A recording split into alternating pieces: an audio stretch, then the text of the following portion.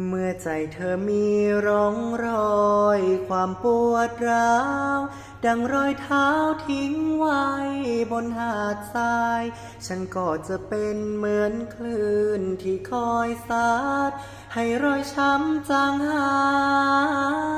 ยให้สายได้สวยดังเดิมแค่ปล่อยให้ฉันหิวใจของเธอได้ไหมให้ฉันได้ทำเพื่อเธอได้ไหมแค่อยากได้มองเห็นเธอเป็นสุขในใจ